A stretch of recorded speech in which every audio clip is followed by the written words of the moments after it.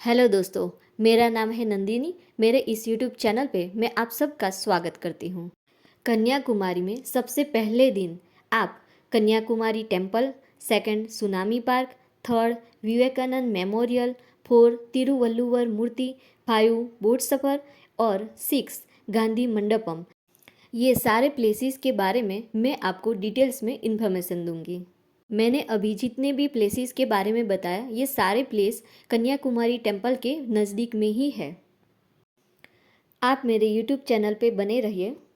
Last में मैं आप सबको ये सारे प्लेसेस घूमने में कितना टाइम लगता है उसके बारे में मैं आपको इन्फॉर्मेशन दे दूंगी। कन्याकुमारी अम्मन टेम्पल। कन्याकुमारी में स्थित अम्मन मंदिर दुनिया के सबसे पवित्र मंदिरों में से एक है। 108 शक्तिपीठों में से एक माने जाने वाला यह मंदिर देवी कन्याकुमारी का घर है। 3000 साल से भी ज़्यादा पुराना यह मंदिर है। वैसाखी उत्सव, जो कि ज़्यादातर मई महीने में मनाया जाता है, यह 10 दिनों तक मनाया जाता है। इस जगह का नाम कन्याकुमारी पड़ने के पीछे एक पौराणिक कथा प्रचलित है। कहा जाता है कि भगवान शिव ने असुर बानासुरन को वरदान दिया था कि कुमारी कन्या के अलावा किसी के हाथों उसका वध नहीं होगा। भारत में शासन करने वाला राजा भरत को 8 पुत्री और एक पुत्र था। भरत ने अपना साम्राज्य को 9 बराबर हिस्सों में बांटकर अपनी संतानों को दे दिया। दक्षिण का हिस्सा उसकी पुत्री कुमारी को मिला। कुमारी को शक्ति देवी का अवतार माना जाता था। कुमारी ने दक्षिण भारत के इस हिस्से पर कुशलतापूर्वक शासन किया। उसकी इच्छा थी कि वह शिव से विवाह करे। उसके लिए वह उसकी पूजा करती थी। शिव विवाह के लिए राजी भी हो गए थे और विवाह की तैयारियां होने लगी थी। लेकिन नारद मुनि चाहते थे कि बानासुरन का वध कुमारी के हाथों हो जाए। इसी कारण शिव और देवी कुमारी का विवाह नहीं हो पाया। इस बीच बानासुरन को जब कुमारी की सुंदरता के बारे में पता चला तो उसने कुमारी की समक्ष शादी का प्रस्ताव रखा। कुमारी ने कहा कि यदि वह उसे युद्ध में हरा देगा तो वह उससे विवाह कर लेगी। दोनों के बीच युद्ध हुआ और बानासुरन की मृत्यु की प्राप्ति हुई। मृत्यु के कुछ क्षण पहले बानासुरन को ज्ञात हुआ कि ये कन्या कोई सामान्य नहीं बल्कि साक्षात देवी शक्ति का रूप है। मृत्यु से पहले बानासुरन ने अपनी गलतियों के लिए माता से क्षमा मांगी। माना जाता है कि इसके बाद कुमारी अपने मूल रूप में आई और शिवलोक में चली गई, लेकिन कुमारी ने अम्मन देवी में अपनी उपस्थिति बनाए रखी। कुमारी की याद में ही दक्षिण भारत के इस स्थान को कन्याकुमारी कहा जाता है। यहाँ देवी सती के निर्जीव शरीर का एक हिस्सा गिरा था जब भगवान शिव ने उन्हें अपने कंधों पर उठाकर विनाश का नृत्य किया था। इस टेम्पल में दर्शन के लिए एंट्री फीस 20 रुपीज़ है और इस टेम्पल में दर्शन का जो टाइम है वो 4:30 से 12:30 का है और शाम को 4 से 8:30 का टाइमिंग है। Tsunami memorial park. यह पार्क 2004 की सुनामी में अपनी जान गंवाने वाले असंख्य लोगों को श्रद्धांजलि है। यहाँ सुनामी में बचने वाले लोग भी अपनी श्रद्धांजलि देने के लिए अक्सर इस स्थान पर आते हैं। बी कनगराज कंगन एक वास्तुकार और डिज़ाइनर हैं जिन्होंने शुद्ध स्टील से बनी इस 16 फुट ऊंची संरचना का निर्माण किया है, जिसमें एक काली पट्टिका है जिस पर सुनामी की तारीख उल्लेखनीय है। पट्टिका पर लिखा है 26/12/2004 को सुनामी में अपनी जान गंवाने वालों की याद में मूर्ति में 2 हाथ दिखाए गए हैं, जिनमें से एक हाथ में आशा का दीपक है और दूसरा हाथ में एक विशाल लहर को पकड़े हुए है, जिसे नीले रंग में दर्शाया गया है।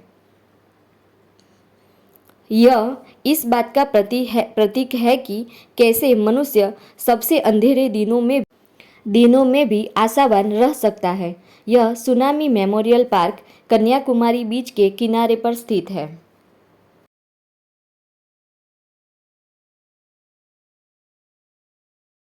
विवेकानंद मेमोरियल।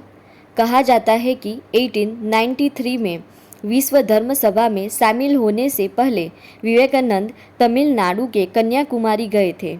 यो पर समंदर के किनारे से लगभग 500 मीटर दूर पानी के बीच में उन्हें एक विशाल शिला दिखी, जहां तक वो तैरकर पहुंचे और ध्यानमग्न हो गए। समुद्र की विशाल लहरों, उनकी गर्जना और बदलते मौसम कुछ भी उनका ध्यान भंग नहीं कर सके। आखिर में उन्हें अपने जीवन से जुड़े लक्ष्य और उसे पूरा करने के लिए आवश्यक ज्ञान की प्राप्ति हुई और नरेंद्र से विवेकानंद बन गए। साल 1970 में इस शिला के पास स्वामी विवेकानंद को समर्पित एक भव्य स्मृति भवन का निर्माण किया गया। इसमें 4 मंडप है। इस मंदिर की आर्किटेक्ट डिटेल एंटीक स्टाइल की है। यहाँ के डेकोर के लिए पत्थर और लकड़ी का इस्तेमाल किया गया है। भवन पर पल्लव राजवंश के दौरान का शिल्प भी देखा जा सकता है। इसके स्तंभ अंजना की गुफाओं से प्रेरित है। इसके 70 फीट ऊंचे गुंबद को लाल और नीले ग्रेनाइट से तैयार किया गया है। ये स्थान 6 एकड़ में फैला है। यहाँ पर 4 फीट ऊंची प्लेटफॉर्म पर स्वामी विवेकानंद की बड़ी मूर्ति भी स्थापित की गई थी। कांसे से तैयार इस प्रतिमा की ऊंचाई करीब 8.5 फीट है। ये मूर्ति सजीव सी महसूस होती है, जिसे देखने वाले कई लोग स्वामी जी की ऊर्जा को महसूस करने का दावा करते हैं। इस चट्टान के साथ एक और कहानी जुड़ी है, जिसकी वजह से विवेकानंद मंडपम के साथ ही श्रीपाद मंडपम का भी निर्माण किया गया। माना जाता है कि समंदर के पानी में स्थित इस चट्टान पर देवी कन्याकुमारी ने भगवान शिव की आराधना करते हुए तप किया था। उनके पैरों के निशान भी यहाँ पाए गए हैं। इस वजह से ये जगह धार्मिक महत्व रखती है। विवेकानंद मेमोरियल जाने का जो टाइमिंग है, वो टाइमिंग सुबह 8 बजे से लेकर शाम को 4 बजे तक का है। विवेकानंद मेमोरियल जाने के लिए बोटिंग चार्ज फ्री है, लेकिन अगर जिसको जल्दी जाना है, लाइन में खड़ा नहीं रहना है, वो एक्स्ट्रा चार्ज पे करके भी जल्दी जा सकते हैं। जो लोग एक्स्ट्रा चार्ज पे करते हैं और जो लोग फ्री में जाते हैं, दोनों को बोट में एक साथ ही बिठाया जाता है। हमें बोट में एक्स्ट्रा घूमना था, इसलिए हमने एक और टिकट ली थी। वो 75 रुपीज़ की थी। लेकिन मुझे थोड़ा अफसोस हुआ। इस बात का अफसोस हुआ कि हमने एसी वाली बोट बुक की थी और एसी वाली बोट में से बाहर का जितना दिखना चाहिए उतना मुझे नहीं दिखा था। मुझे नहीं, वैसे तो दिखता था लेकिन वैसे नहीं, अच्छे से नहीं दिखता था। इसलिए मुझे थोड़ा सा अफसोस हुआ कि एसी वाली बोट में घूमने से अच्छा है बिना एसी की टिकट लिया होता तो अच्छा रहता, क्योंकि एसी वाली बोट में मैं थोड़ी सी बोर हो गई थी। इसलिए मुझे इतना मज़ा नहीं आया और बाहर का जैसे दिखना चाहिए वैसा दिखा भी नहीं। ये मैंने अपना एक्सपीरियंस बताया। ज़रूरी नहीं कि सब लोग एसी वाली बोट ले, उसमें सब लोग बोर ही हो, ऐसा ज़रूरी नहीं है।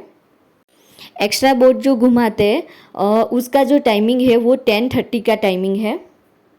एक्स्ट्रा जो घुमाते हैं बोट में वो उसका 1 आवर तक घुमाते हैं।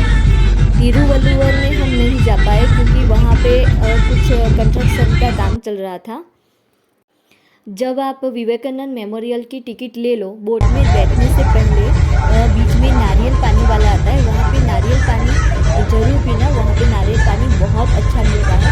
आप जो अभी ये जो वीडियो देख रहे हो वो टिकट एक्स्ट्रा बोट में समुंदर में घूमने के लिए जो हमने एक्स्ट्रा पे किए थे 75 रुपीज़, उसी की बोट का है। यहाँ पे उन्होंने म्यूजिक बजाया था और ये छोटी सी लड़की है, वो डांस कर रही है। तो इस तरह का पूरा व्यू दिखेगा आपको अगर आप एसी वाली बोट में घूमते हो, एक्स्ट्रा घूमते हो तो।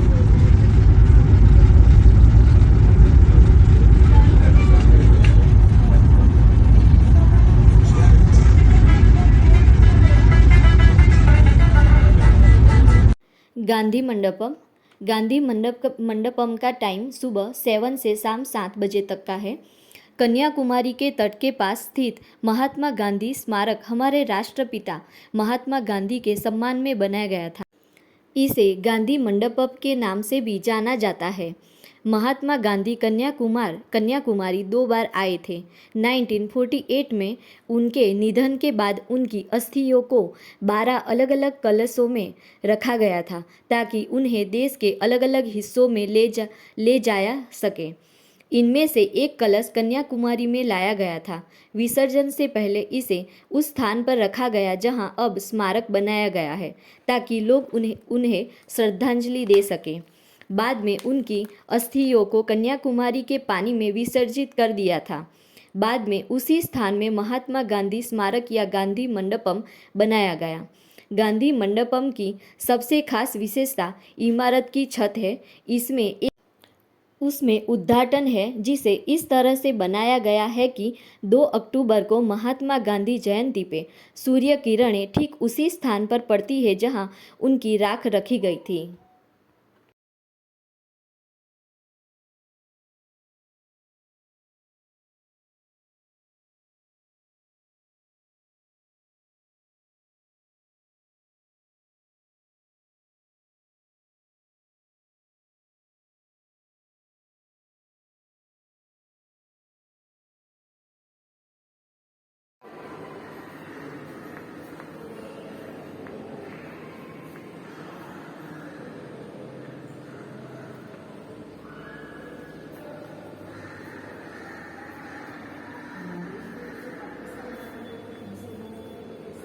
दोस्तों, हमने सुबह 8 बजे से घूमना शुरू किया था ये सारे प्लेसेस।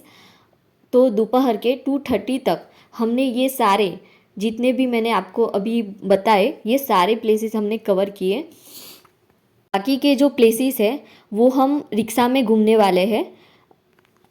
हमने 4:30 की रिक्शा बुक की है, लेकिन अगर जब भी आप आते हो और घूमने जाते हो तो आप 5 बजे घूमना शुरू करना रिक्शा में। इसलिए क्योंकि ये जो श्री घुघनाधीश्वर जो टेम्पल है वो टेम्पल 5 बजे ओपन होता है। क्योंकि हम बहुत जल्दी निकल गए थे, 4:30 को निकले थे। तो जब हम श्री घुघनाधीश्वर टेम्पल पहुँचे थे तब ये टेम्पल बंद था। कन्याकुमारी घूमने का फर्स्ट डे का ही मैंने दूसरा पार्ट बनाया है जो आप मेरी चैनल पे देख सकते हो। अगर आपको मेरा ये वीडियो अच्छा लगा हो तो लाइक शेयर एंड सब्सक्राइब कर दीजिएगा।